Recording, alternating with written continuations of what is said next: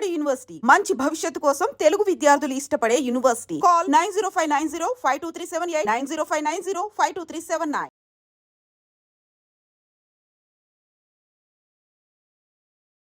అంబేద్కర్ కోనసీమ జిల్లా రామచంద్రాపురం మండలంలో తీవ్ర విషాదకరమైన ఘటన చోటు చేసుకుంది. రాయవరం మండలం వెంటూరుకు చెందిన పిల్లి రాజు 39 సంవత్సరాల వ్యక్తి తను చేసిన అప్పులు తీర్చలేక పిల్లలిద్దరినీ బలివ్వాలనుకున్నాడు. తాను కూడా ఆత్మహత్య చేసుకోవాలి అనుకున్నాడేమో తెలియదు, కానీ ప్రాథమికంగా పోలీసులు చెప్తున్నటువంటి వివరాల ప్రకారం రామచంద్రపురంలో ఉన్నటువంటి ఒక కాలువలోకి, అక్కడే ఒక కార్పొరేట్ స్కూల్లో, పేరుగాంచినటువంటి కార్పొరేట్ స్కూల్లో ఇద్దరు పిల్లలు, సందీప్ 15 ఏళ్ల బాబు, అలాగే 6 ఏళ్ల పాప కారుణ్య, ఇద్దరు కూడా చదువుతున్నారు. వాళ్ళని నిన్న మధ్యాహ్నం 12 గంటలకు స్కూల్ నుంచి తీసుకొచ్చి ఇక్కడ రామచంద్రపురంలో ఉన్నటువంటి ఒక విలేజ్ కాలువలో అవి ఇద్దరిని తోసేయడం జరిగింది కసాయి తండ్రి. అంతలోనే ఆ పాప ఆ కాలువలో మునిగి చనిపోగా, ఆ చిన్నారి ఎవరైతే బాబు 15 ఏళ్ల బాబు 2 కిలోమీటర్లు తనను కాపాడాలంటూ ప్రాణాలు అరచేతిలో పెట్టుకొని 2 కిలోమీటర్లు ఈదుకుంటూ గజపతి నగరంలో ఉన్నటువంటి ఒక వంతెన వద్దకు చేరుకొని నన్ను కాపాడండి అంటూ ఆ పిల్లాడు పెట్టినటువంటి కేకలు వెంటనే స్థానికులు అలర్ట్ అయ్యారు. ఎక్కడి నుంచి కేకలు వినపడుతున్నాయి, పిల్లాడు ఎవడో ఏడుస్తున్నాడు అంటూ ఆ వంతెన దగ్గరకు చేరుకుని అబ్బాయిని రక్షించే క్రమంలో ట్రీట్మెంట్ కూడా ఇప్పించడం జరిగింది. స్థానిక హాస్పిటల్కి కూడా తరలించారు. అంతలోనే ఏమైంది బాబు అంటే, మొత్తం స్కూల్లో ఉన్న నన్ను, చెల్లిని మా నాన్న తీసుకొచ్చి ఇక్కడ కాలువలో తోసేశాడు, ఆ తర్వాత స్కూటర్ పైన వెళ్ళిపోయాడు అంటూ ఆ పిల్లాడు చెప్పిన మాటలు ప్రతి ఒక్కరు గుండెలను తాకాయి. అక్కడ ఎవరైతే ఈ బాబు బాధని చూసినటువంటి ప్రతి ఒక్కరు కూడా కన్నీళ్లు పెట్టుకున్నటువంటి సందర్భం ఇక్కడ చెప్పొచ్చు. ఇతను 39 సంవత్సరాలు ఉన్నటువంటి పిల్లి రాజు విలేజ్లో, మీ అందరికీ తెలిసే ఉంటుంది, విలేజ్లో హోమ్ అప్లియన్సెస్, గృహోపకరణ వస్తువులు అప్పు మీద ఇస్తూ ఆ తర్వాత నెలవారీగా వాటిని డబ్బులు వసూలు చేసుకుంటూ ఉంటారు. వీళ్ళు 2 వీలర్ పైన హోమ్ అప్లియన్సెస్ అవి అమ్ముతూ ఉండటం, తర్వాత కొంచెం అమౌంట్ ఎక్కువగా వేసుకొని నెలవారీ కట్టించుకోవటం, లేకపోతే 10 రోజులకు ఒకసారి కట్టించుకోవడం, ఈ వ్యాపారం చేస్తున్న ఇతను ఒక్కసారిగా నష్టాల్లోనికి వెళ్ళిపోయాడు. ఆ వ్యాపారంలో పూర్తిగా నష్టం రావడంతో ఆల్రెడీ తన భార్య అయినటువంటి విజయతో కూడా అప్పులు భరించలేకపోతున్నాను, నా వల్ల కావటం లేదు, ఇక మనం ముందుకు వెళ్ళలేము కాబట్టి చనిపోదామంటూ ఒక నిర్ణయాన్ని కూడా భార్య విజయతో చెప్పినప్పుడు ఆమె వారించిందంట. పిల్లలు చేతికొచ్చిన పిల్లలు ఏదో ఒక చేసి ముందుకు వెళ్దాం, అప్పులు ఏదో రకంగా తీర్చుకునే మార్గాన్ని ఎంచుకుందాం, అలా చేయకండి, వద్దండి, ఈ ఆలోచనే తప్పండి అంటూ ఆమె గతంలో కూడా ఇలాంటి డిస్కషన్ నడిచినప్పుడు వారించినట్టు కూడా పోలీసులు ప్రైమరీగా చెప్తున్నటువంటి ఇన్ఫర్మేషన్ ప్రకారం తెలుస్తోంది.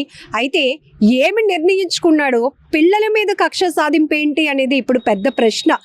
మొన్న కాకినాడలో జరిగినటువంటి విషయం ఇంకా మర్చిపోకముందే అక్కడ ఇద్దరు పిల్లల్ని కూడా తను ఒక మానసిక పరమైనటువంటి సమస్యతో బాధపడుతున్న వ్యక్తి, పిల్లలు పోటీ ప్రపంచంలో ముందుకు వెళ్ళలేరేమో, పరుగు పెట్టలేరేమో, కాబట్టి వాళ్ళు వెనుకబడుతున్నారు అని చెప్పి పిల్లలిద్దరినీ కళ్ళుకి గంతలు కట్టి, కాళ్ళు చేతులు కట్టి, తర్వాత బకెట్లో నీళ్ళల్లో ముంచి చంపేసినటువంటి ఒక కర్కశమైనటువంటి తండ్రి. తాను కూడా ఆత్మహత్య చేసుకున్నప్పటికీ కూడా ఆయన చేసింది చాలా ఘోరమైన నేరంగా చెప్పొచ్చు.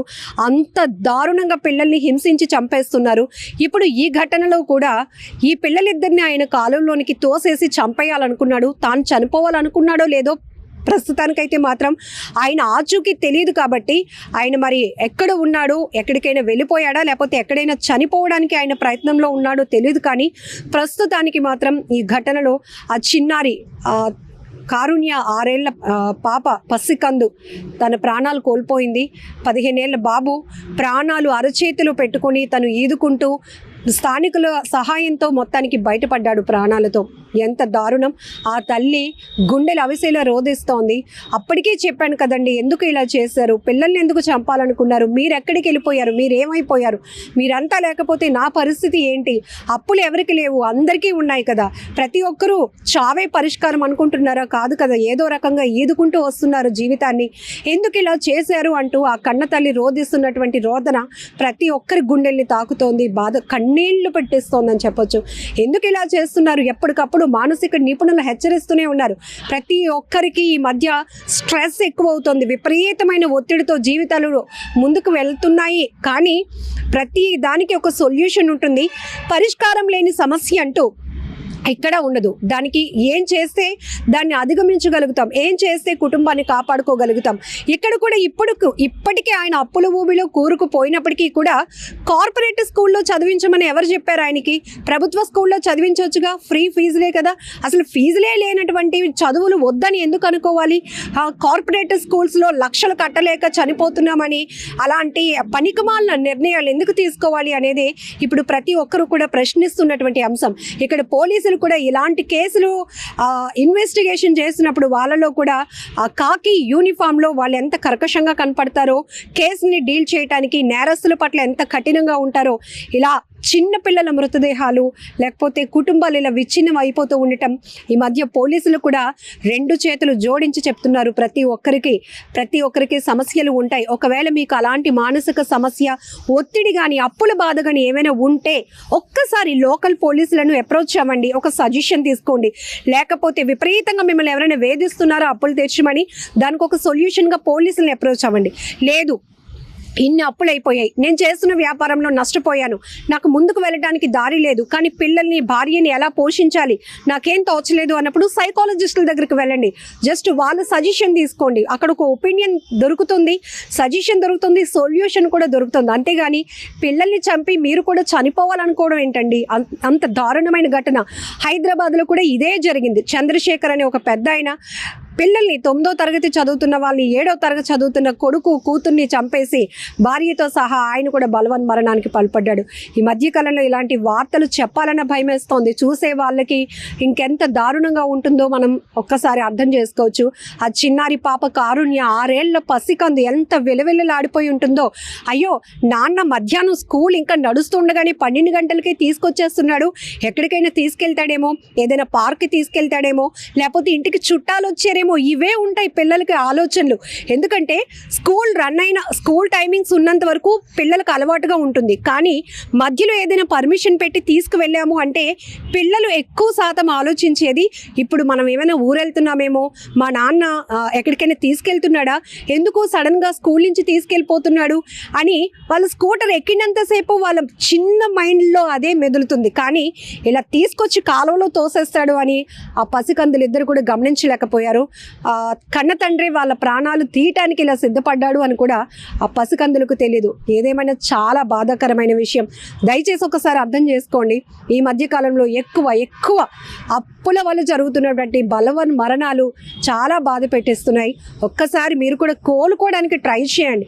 ప్రతి ఒక్కరిలో చాలా సమస్యలు ఉంటాయి, అప్పులు ఉంటాయి, అనేక రకాలు ఉద్యోగపరమైన ఒత్తిడి ఉంటుంది, లేకపోతే భార్యాభర్తల మధ్య ఇష్యూస్ కావచ్చు, లేకపోతే సొసైటీ నుంచి ఏదైనా ఒత్తిడి కావచ్చు, బంధువుల నుంచి కావచ్చు. అవన్నీ కూడా తాత్కాలికమైనటువంటి సమస్యలే. కానీ పిల్లల్ని చంపేసి మీరు చనిపోవాలి అనుకోవటం, ఏం సాధించాలి అనేది ఇక్కడ ప్రతి ఒక్కరు మాట్లాడుకోవాల్సినటువంటి విషయం. అయితే కొంతమంది ఇలాంటి ఘటనలప్పుడు కూడా వాదిస్తున్నారు. మీకేం తెలుస్తుంది ఎంత ఒత్తిడి లేకపోతే అలా చేస్తుంటాడు అని? ఏం చేయడం అండి, చాలామంది కామెంట్లో పెడతా ఉన్నారు. అది కరెక్ట్ కానే కాదు. అసలు బలవన్ మరణం అనేది చాలా చెడు ఆలోచన. అలాంటిది కన్న బిడ్డల్ని చంపాలన్న ఆలోచన చాలా క్రూరమైనది. ఇది అతి క్రూరంగా కన్న తల్లిదండ్రులు చేస్తున్నటువంటి హత్యలుగానే పరిగణించాల్సిన అవసరం కూడా ఉంటుంది. పోలీసులు కూడా ఈ కేసు విషయంలో ఒకవేళ ఆ తండ్రి బ్రతికి ఉన్నా చనిపోయే ఉన్నా కూడా అతని మీద మేము కేసు కడతామని కూడా చెప్తున్నారు. ఏదేమైనా ఒక రిక్వెస్ట్గా మీకు చెప్తున్నాం, కొంచెం స్ట్రాంగ్గా ఉండటానికి ట్రై చేయండి. ఏదైనా సమస్య ఉంటే సైకాలజిస్టులను కూడా సంప్రదించి సొల్యూషన్ తీసుకోండి.